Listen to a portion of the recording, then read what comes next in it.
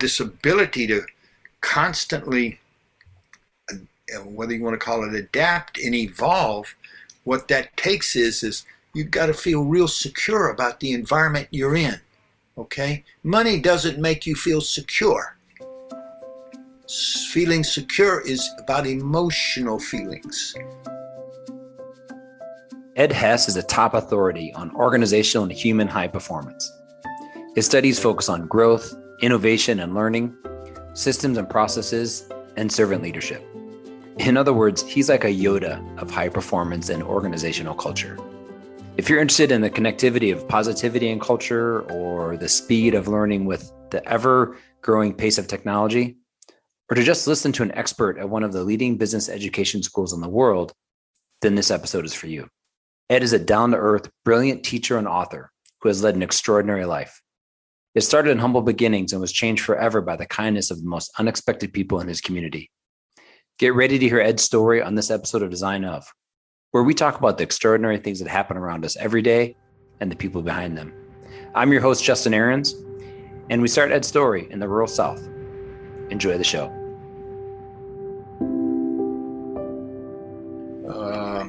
I was raised in rural Georgia, and my father was an immigrant from Germany. He was a survivor of the Holocaust. My mother was from Boston, Massachusetts, so basically we were immigrants into rural western Georgia, and outsiders. And the days of the KKK and all of that stuff, we were had many incidences that were scary and everything. And in the in the South, as you know, football is king. Mm-hmm. And we had the best football coach in the state of Georgia. And so my high school football coach, when I was in the 7th grade, I was not an athlete, reached out to me and said, "Would you like to be an athletic trainer?" I never met him. He never talked to me. And I said, "What is that?" "Well, I'll teach you to tape ankles, and you'll, work with the players on heating pads, all this stuff." I said, "That sounds cool." He said, "Well, I'd like for you to come to my house on the first day of school at 7:30 a.m. and you're going to ride to school with me." I said, "Okay, coach, all right." And he said, "You're going to ride to school with me every day." And so I rode to school every day with the coach, and what that said in our community was, in effect, God with a little g blesses these people, leave them alone. And life changed for me and changed for all my family.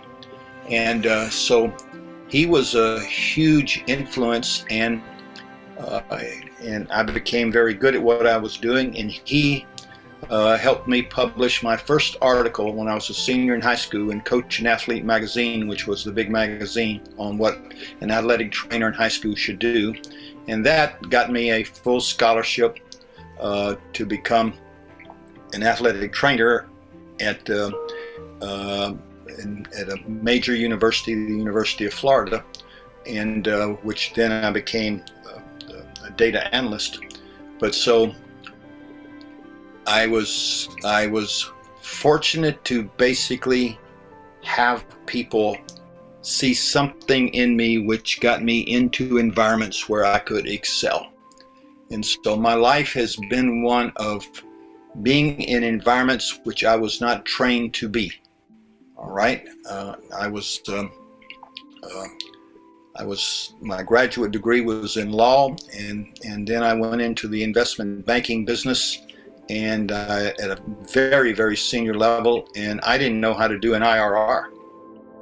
What is an IRR, you might be wondering? Well, I wondered the same thing, to be honest with you. In its most general terms, it is a metric used in financial analysis to estimate the profitability of potential investments. There you go, IRR. The chairman who hired me was a senior partner in a law firm that I worked for, and he became chairman of this big international banking firm. And he said, "I want to make you in charge of all IPOs, private equity, this, and this." And I looked at him and said, "I don't know how to do an IRR." He says, "I know that, but I know you'll learn." And the way he knows I will learn, when I worked for him, I was the person he chose to basically put into the unknown and go figure it out. And so I was the person that went to Puerto Rico and went to the mountains and stayed a week with the women in the factories learning how to make brassieres and bras for a specific purpose.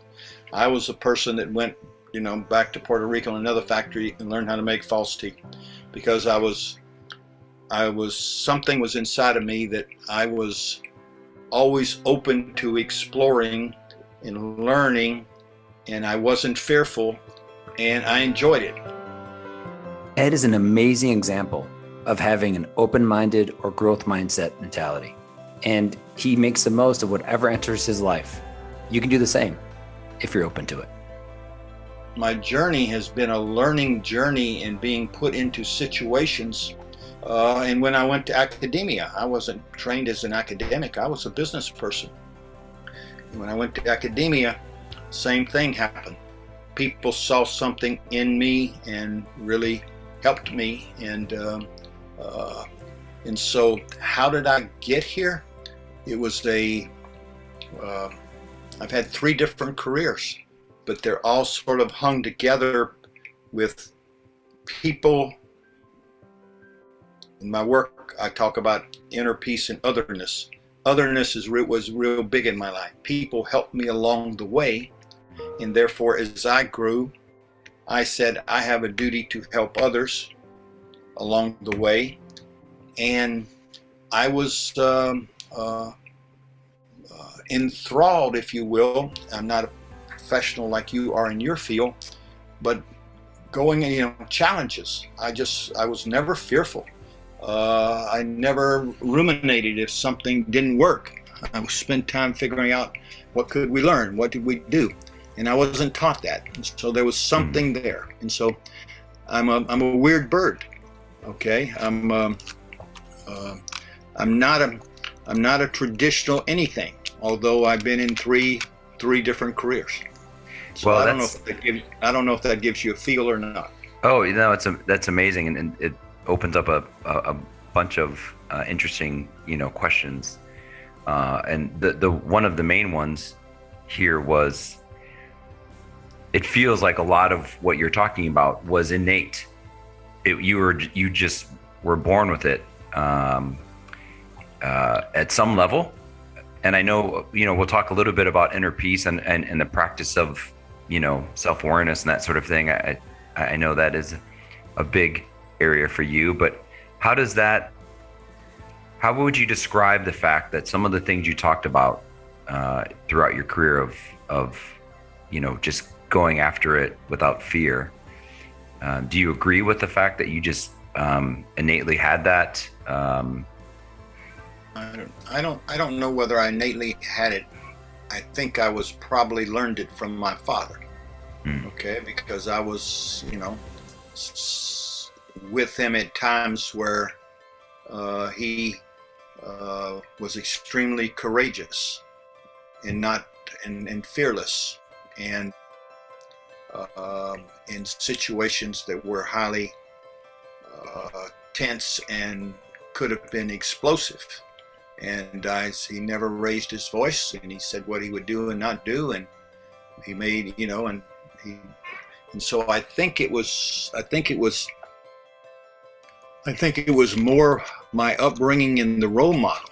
All right, that the role model of how to be, and then I think my high school coach, taking me in effect, being like a big brother to me for 4 years and spending lots of time with him. He was, I think, constantly giving me opportunities to go explore this and to do something, and to learn baseball. And I became the first base coach, and he was the third base coach when we were on the field. And it was this. So I think it was experiences and role models, much more than innate.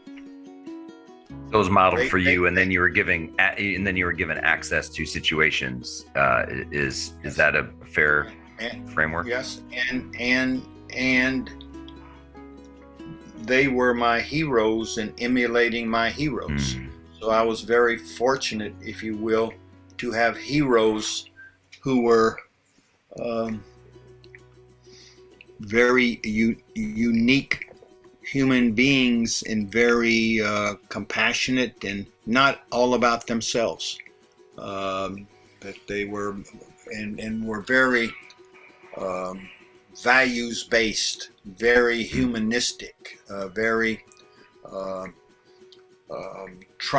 helping all people of all colors and all backgrounds at a time in the South when that was not, done. Yeah, then that's extraordinary. Were you able to, when later in life, to go back and thank that coach? Yes, I went back. The answer is yes. And his children today I still are in contact with. All right. And, but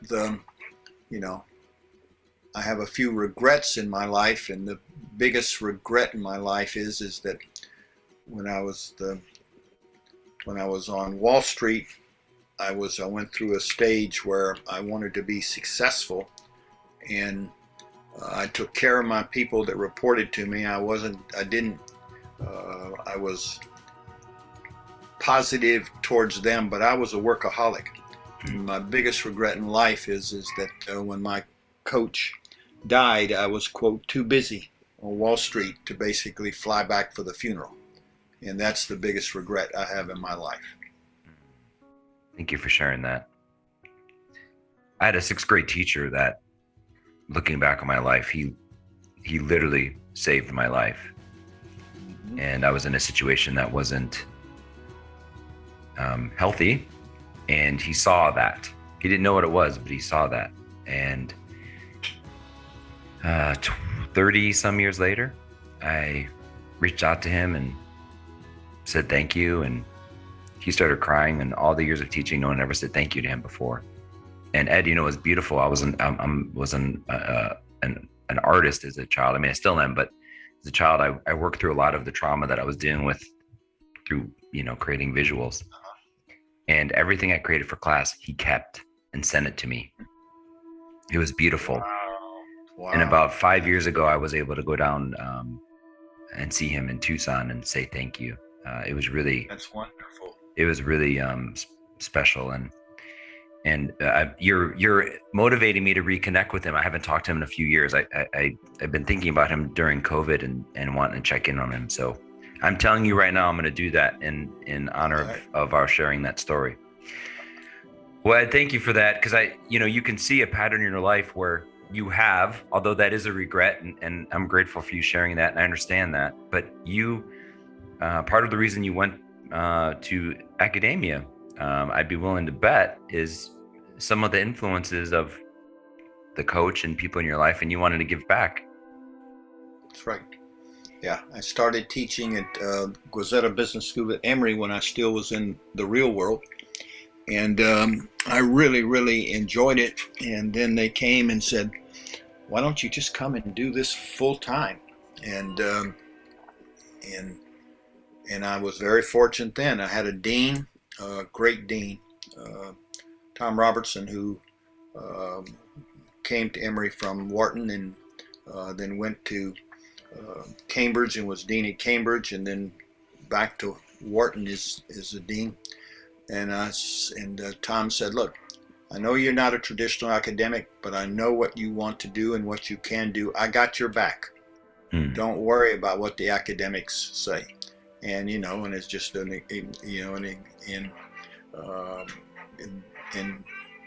he allowed me to build a leadership program, and he allowed me to basically take my work into positivity and basically the transformation of organizations, and other faculty then joined in to support me at that point in time. So I had huge support and huge data analysis support for my data, for my research. And so the same way, yes, I wanted to give back, and I And I started out then as all of my work was on basically, if you will, high performance organizations and taking on Wall Street about quarterly earnings, and then the work on the type of leadership model that basically enables the highest levels of human performance. And all of that started at Emory. And, but again, it wouldn't have happened without support of people. Support of people. No, that's great. Well, let's shift to your current book, and I would love to, your book, Hyperlearning: How to Adapt to the Speed of Change. Can you frame up what is the concept of hyperlearning, and why is it and why do you feel it's important today? Well, I mean, technology is going to transform how we work, how we live, and who works. And human beings are going to basically have meaningful work if they can add value in ways that technology can't. And those ways are pretty limited. It's, higher order thinking, all right? Critical thinking, creative thinking, going into the unknown, exploring, making judgments when you don't have a lot of data, and then emotionally connecting and relating with other human beings. Because most work in the digital age is going to be done in teams. And the effectiveness of teams is highly dependent on the magnitude of the collective intelligence, since that's highly dependent upon the emotional relationships that team members have with each other. And so hyper-learning is being able to learn at the speed of change, and technology is going to basically, it has and it will continue to increase the pace of change in the business world, in the work world, basically, and technology will become smarter and smarter. And it's, probably the best minds out there say by 2030, there's no cognitive task technology won't be able to do better than human beings. And I've always had my big foothold on the emotion side, because I thought that was going to be the key differentiator between humans and the technology. But the work on the emotional side of from a technological viewpoint is advancing at a rate that is unbelievable, and it's clear that technology is going to be able to recognize, sense, and respond emotionally to human beings going forward, and that's coming much quicker than I ever thought. And it's already it's here, right? So it feels, especially the last 500 some days, it felt like things were changing daily, and there was levels of uncertainty, and I know that it's a little bit of an extra layer to what you're talking about. But you read articles today about AI, and you have people in sort of two camps. One that are like sort of the computers are going to take over the world, right? To others that are saying, hey, this is an opportunity for us as humans to connect at actually a deeper, more empathetic, more creative level. Mm-hmm. And I think I know which camp you're in, but where do you sit in that spectrum? Yeah, no, I think I approach it this way. The future of humanity, I want to believe, is going to be a future with humanity, all right? And I don't think, we're going to have extremely challenging times. The United States as a culture and as a business model is at a distinct disadvantage to the rest of the world as far as adapting our system, if you will, to a humanistic system with a social safety net, etc., and a environment that is going to be necessary going forward. So do I think that could it be, 50 years, 75 years from now, humanity, we're morphed? I have written about that basically techno Homo sapiens is probably the next evolutionary move where technology is embedded in our bodies of various kinds. And I think that will come. But I think that is there a possibility that technology by itself will basically rule the world in 100 years? I don't know. But I think at least in the near future, all right, in the near future, human beings are going to be integral to how this all plays out. And it's very complicated because we as a country are not in a place currently to allow us to optimize our movement in the direction we need to go. And the AI quote competition or war, all right, between China and the United States is going to impact the world greatly because of China's Silk Road project and all of the trillions of dollars they're investing into the building the technology systems in Africa and certain parts of the Middle East and in India and now in South America. So if data, who has the most data, is going to determine who sort of wins, it's looking pretty bad, if you will, for the Western world. I mean, the Western world is, say, we call traditional at this point in time. And so where's it all going to come out? You know, I believe there will be a human component for, let's just say, a long time. The challenge is, what kind of life will people have and what type of environment will they live in? And will it be an environment that is sustainable with enough people having a happy, meaningful life? That's the challenge that we have as a country. That's the challenge we have. And we are nowhere near being able to have those types of conversations at the current time. Sure.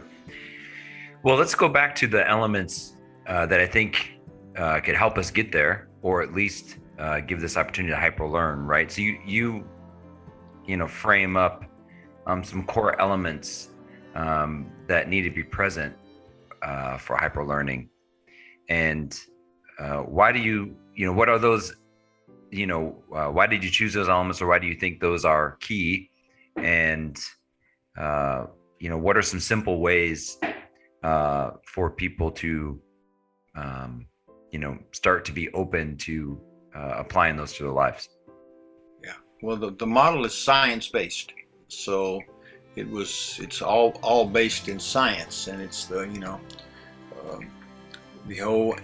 it's also based in the Eastern and Western philosophies, which go back 3,000 years, as to basically mastery of self.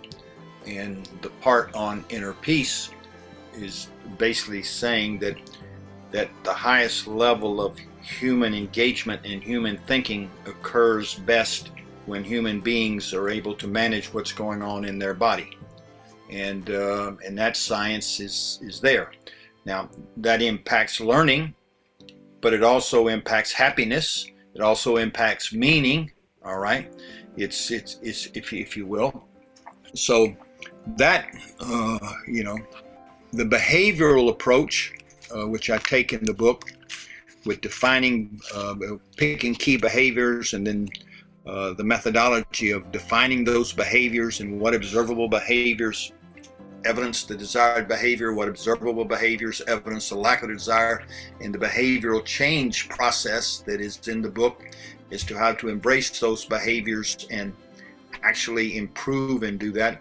That's based in science, all right, and that's based primarily in cognitive science, and that goes back to the work that began for me 40 years ago, and when I was in my cognitive psychology PhD program, and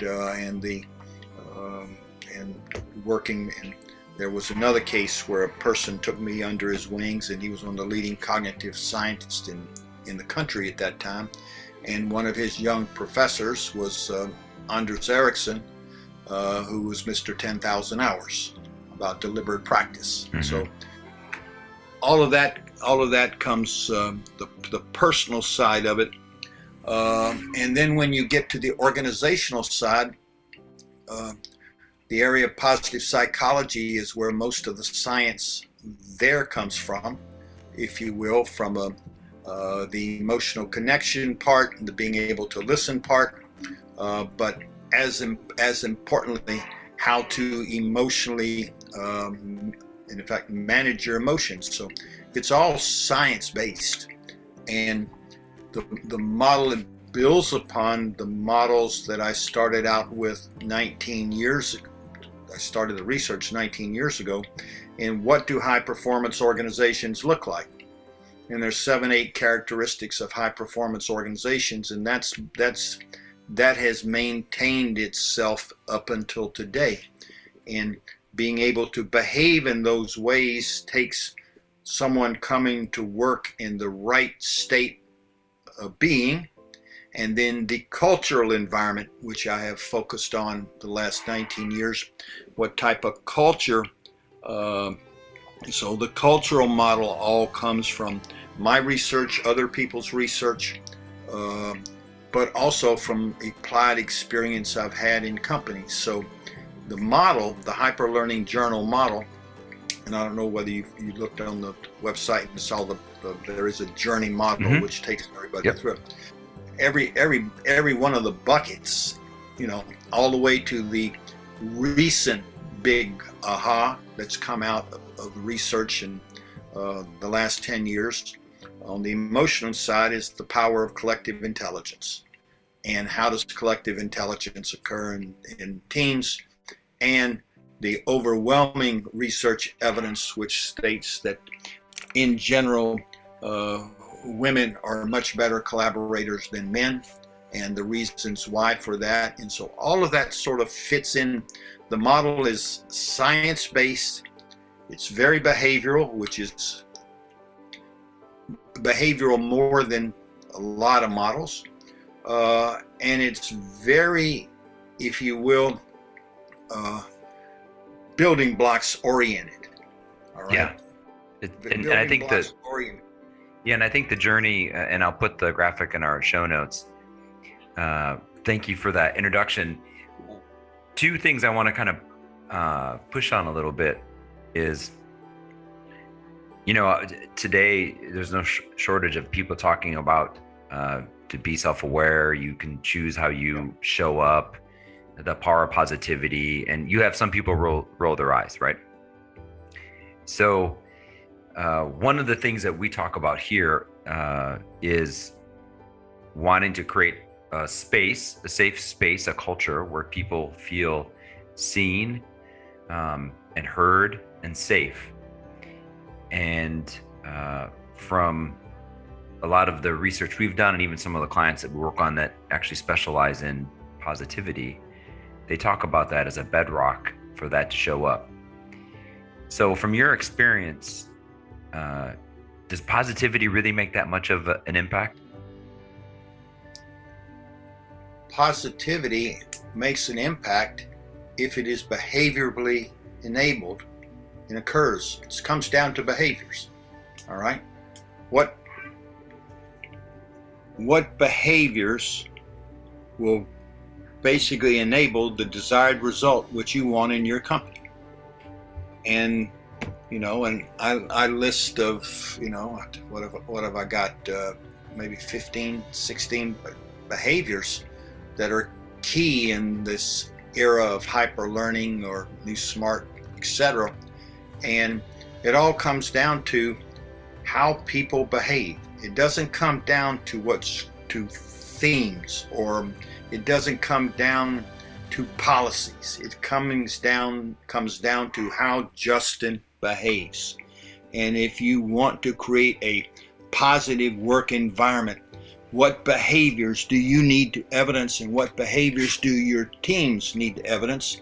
And people need to basically then go have a process where they learn how to do those behaviors, and they measure them. I have public companies that are working on behaviors, and every meeting they measure how people did on the behaviors in that meeting. And some of those behaviors would be like, are you talking about like humility, compassion, open-mindedness, mindfulness, curiosity? Yes, Courage. Yeah, all of that. Courage, resilience, reflective listening. Listening is huge. And so how would a person who's a good listener behave? How would you know that I'm listening to you? How would I know you're listening to me? Do I observe? I have the president of a huge company right now that I'm coaching on. Basically, how to have high quality conversations in his team meetings, and what is the behaviors that he's working on, and I require him to basically make a list of his behaviors and share it with all his team. And every meeting they have a sheet, and they're basically saying yes, no, writing it down and getting up feedback for it. That's how basically behavior change occurs. That's how behavior acquisition, if it's a new behavior, goes. Yeah. And so what makes my work unique from a lot of other good work is this behavioral, detailed accountability focus. Well, it sounds like what sounds like it's interesting from a leader standpoint is if you have his teammates or the ones he's managing, coworkers, all of the above, assessing his behaviors, not only is he getting feedback, but they're also learning the value of those behaviors, right? Because theoretically they're being modeled or not modeled for them. So that seems like a really great ripple effect. Is that part of the process? And part of the process is not that it be left to hope and crossed fingers that in the companies I work with, the chosen behaviors are worked on by every employee in the company. Everybody, no matter what level. Okay, so if you want, humility is a core concept. What's the 6 or 7 observable behaviors which tell you someone's humble, and 6 or 7 not? And everybody is striving to basically improve their humility. They're striving to be a better listener. They're striving, if you will, to have more empathy and compassion for other people. And so it's a you can't change an organization by only changing a leader's behaviors. Leader's behavior is role modeling the behavior that you want the people also to adopt. And so you need a system where you're measuring the adaptation of that. Otherwise, you won't get the highest quality engagement when the leader's not present. I love it. Does that make sense? Oh, absolutely. One of our clients and a dear friend of mine studied positive psychology with Dr. Chris Peterson, University of Michigan. Sure. And one of the frameworks he has is there's basically 24 character traits. A strengths test. Present in the positivity. So I'm curious, when you go to these organizations that you coach and help frame up ways for them to, have these behaviors more present, which I'm making the assumption if these behaviors are more present, then that increases their satisfaction, job satisfaction. They are higher performers, better communication, etc. How do you help them determine which ones to focus on, or is that something that they come to you with, or do you help them kind of navigate those that are maybe most missing, or that they want to build their culture around? Yeah. Most companies that I've worked with, the story goes sort of like this. people reach out to me for a reason. That reason generally is either fear-based or legacy-based, all right, at a CEO level or a president's level. And where I start out with is, what do you want to accomplish? And what's the strategic objective? Why are you willing to invest the time in this? What is the strategic objective? And they'll have a strategic objective. And then what's the necessary change you need in your workforce in order to achieve that strategic objective? This is what we need more of. All right? We need more courage to go experiment, to go do innovation, to try things. Okay? So you really want more innovation, and therefore what behaviors enable innovation? And innovation is a team sport. And then we work through, and we go through a list of, probably I have 15, 16 behaviors, and say, which ones do you think are important? And then we get the senior leadership team together, and we rank them all, and we talk about them. And then we go through the process of which ones do they think are important in their environment. And so they choose their behaviors. And then we go through the process of defining those behaviors. 6, 7 observable. 6 or 7's the max, not 25, not 17 or 18. That's the max that I found the organization.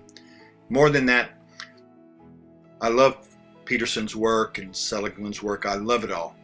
But 25 strengths, it's overwhelming. Yeah.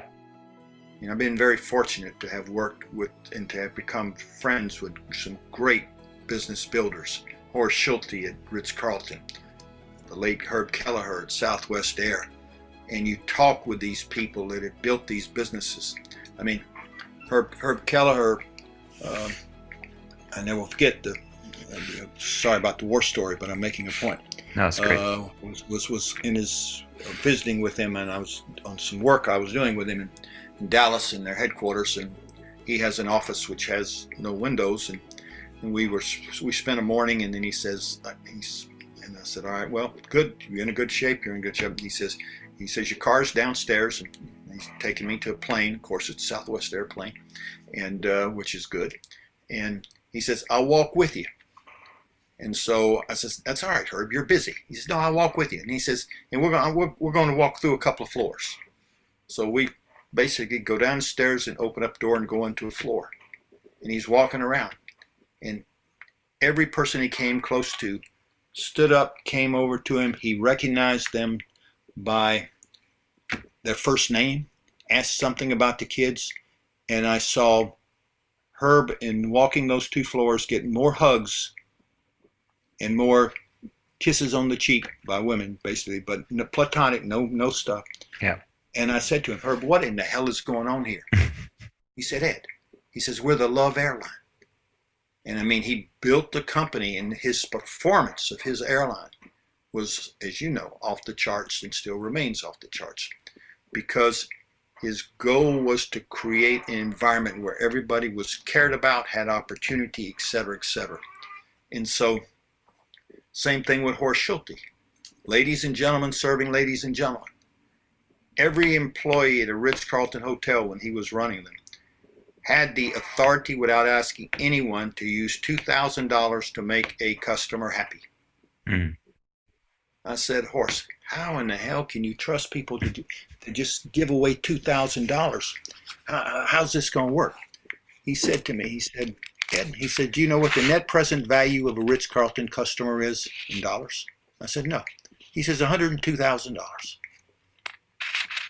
If my busboy or my waiter wants to spend $2,000 to keep a customer happy, and that's a customer that's long-term with us, would I invest $2,000 to make $102,000? I said, yeah. He says, okay, now you understand the system. And so these, and so there is a consistency here that these people, these very few, the small number of people. Now, you can have a great company, and follow a different model. Okay, many of the tech companies have done that. All right, they generally hit a wall at some point, and you find then the next, not the founders, but the people that basically take over from the founders are extremely humanistic people, talking like I'm talking and you're talking. Microsoft's a perfect example. All right, Microsoft's a perfect example. Apple's a perfect example. Okay, and so it comes down to who's going to create the environment where, when it really gets to become difficult and complex with technology, that people are going to be quiet inside, not fearful, not competitive with each other, where as a team they can go optimize learning, exploring, discovery, whatever. Conversations. I mean, the biggest strategic differentiator going forward in big public companies is the quality of the conversations that occur in the company. Without high quality, making meaning conversations, true conversations, people are going to lose. I look at your roadmap, and it leads to meaningful relationships, right? A sense of belonging. And I think, whether we know it or not, that's what we all desire. That's right. That's right.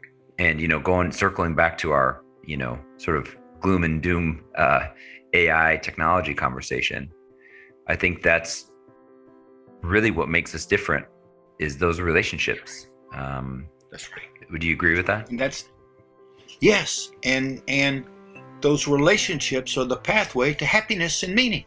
I mean, what's coming together is that you can take all the happiness research, and now there's well-being research. Okay, you can take the learning research, you can take, if you will, the cultural research, but it's all coming back to what you just said.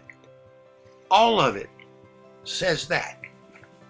Thank you. I'm just reading your amazing work, so I appreciate that. I could a little bit, because when we started this conversation, so I'm in my 21st year of my organization. I went to school for something completely different than what I'm doing now. If you would have told me, I don't even think I knew what entrepreneur meant, 22 years ago. I don't think that was something that was even in my, understanding of what I could do. And so I didn't go to school necessarily. I don't have a, business administration or MBA or whatever credentials that one would think you would need to run an organization. But one thing that I'm very grateful for, that I think was modeled for me, like you had things modeled for you, was a desire to truly care for those around me. And I've wanted to continue to learn and explore what that means. And you said something very interesting earlier, which is when you were on Wall Street, your ego was leading versus Ed's heart. Is that an accurate statement? Yes, with this sort of twist on it. I was always kind and took care of my people. All right, I got them promotions. I got them transfers if they wanted to go somewhere else. I paid for their colleges, but I never had time to engage with them as a human to human in a conversation. My rule was no chit chat. Let's get down to business. And I took care of them, and so I was humanistic towards them, and I treated them better than most of my colleagues treated people working for them. But I was not emotionally engaged with them. All right. And the fact of the matter, at that time in my life, I wasn't emotionally engaged in my marriage or with my children. All right. And that, that was a big wall that I hit. And that sort of changed me, that wall. But yes, you're exactly right that this caring, that's why caring, trusting teams, or I have the chapter of caring, trusting teams. and it was important. Okay, I could have said trusting, caring teams. No, caring, trusting teams. And you know why I put caring first, because you live caring. All right, and that's going to be in the volatile world where things are changing, and what you're working on today you may not be working on 3 months ago, and what you're working on last year that was successful is going to basically be completely not needed now. And so this ability to constantly, whether you want to call it adapt and evolve, what that takes is you've got to feel real secure about the environment you're in. Okay? Money doesn't make you feel secure. Feeling secure is about emotional feelings. And, okay, Justin cares for me. I know he cares for me. Okay, that's good. Okay, he's not going to hurt me. No. He's not going to make me look bad in front of my colleagues. No. Okay, I can try these things and we're all going to be in this together. Yeah. It gets down to that granularity. So you're spot on. Well, thank you for that. I think like you, and I think your graphic of a journey is so apt, right? Or so spot on. I think I wouldn't have wanted to work for me probably 20 years ago. And though I believe I was kind and relatively present, but not the way I think I am now, primarily because I've changed. I'm doing the work on myself, and Ed, I really appreciate the way you've mapped out that journey for anyone who is a leader, teammate,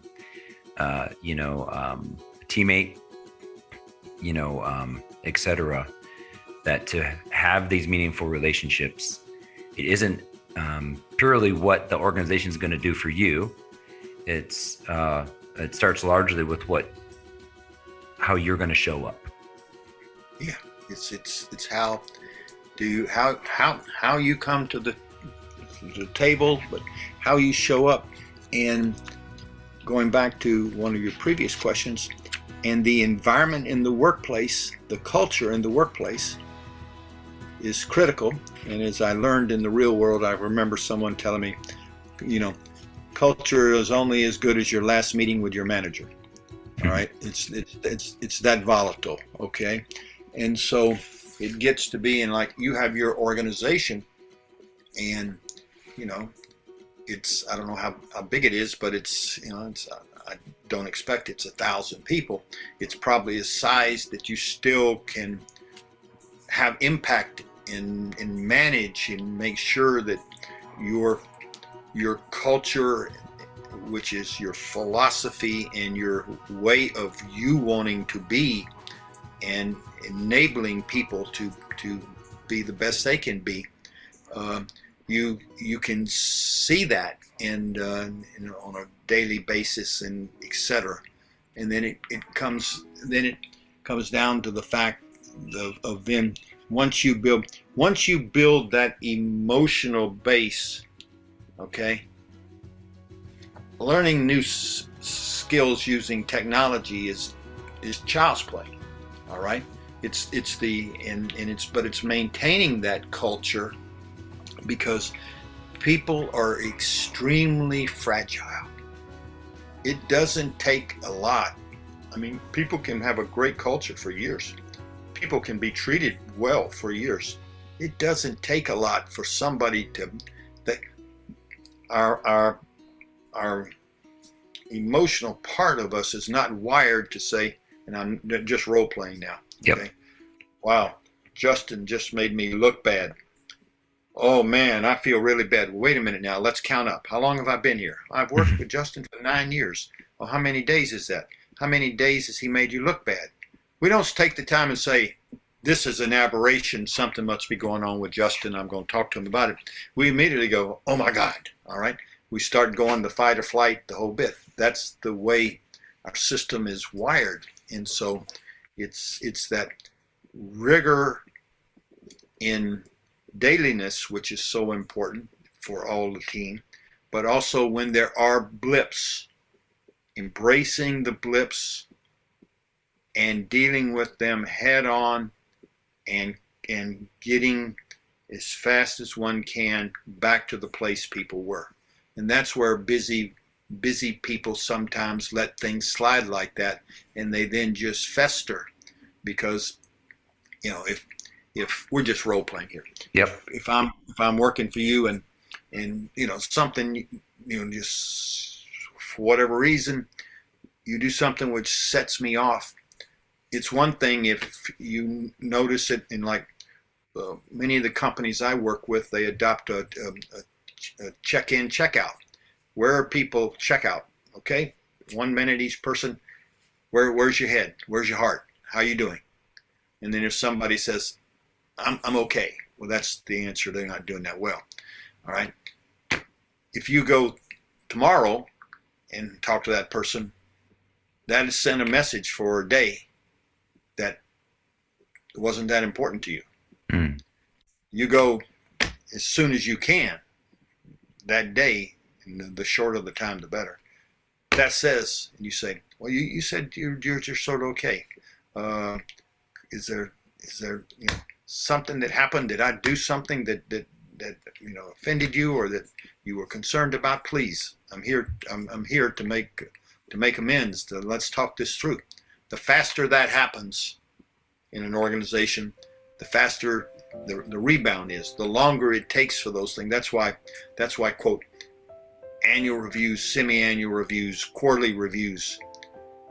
They can be reviews on, I will call it the objectives, how many things we shipped or what was our revenue. But on the emotional daily views, that stuff has to be daily. That's great. Well, I know we're getting to the end of our time here, Ed, and I want to respect that. My man, I could, you may not want to, but I could talk to you for the whole day. There's so many things here that, for me personally, is really fascinating, and I think, quite honestly, ways that I can personally self-improve myself, but also how I impact, my marriage and my friendship and my teammates at work. I guess my final question to you would be, in general, when you're talking to leaders, we have a lot of clients who often will have, sort of a mantra or, some core things that they'll always want to make sure they share or impart with the people they work with. If I was able to, if you were mentoring me or coaching me, what would be, just in general, what would be one of the main things you'd want me to remember as a leader as I sign off on this podcast and go start my day with my team? What are some of the things that you think are just critical for daily showing up? Well, I think a lot of that is in the roadmap. All right, how you come to work. I think being fully present in the moment, and I think being really listening to people, and I think the power of smiles.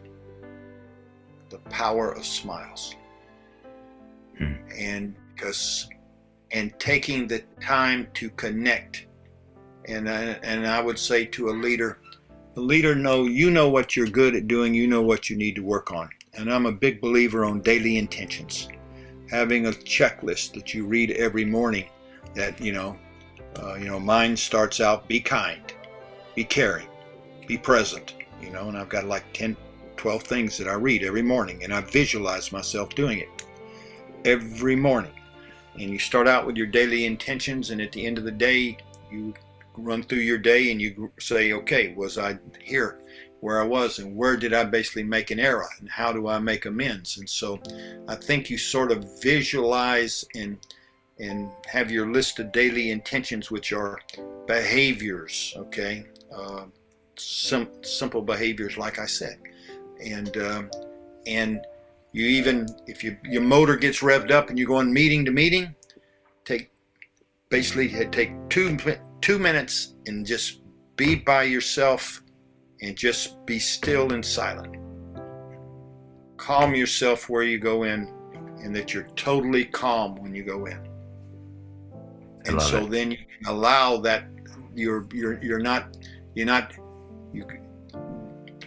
the key thing is the highest performance does not come from when the engine is racing.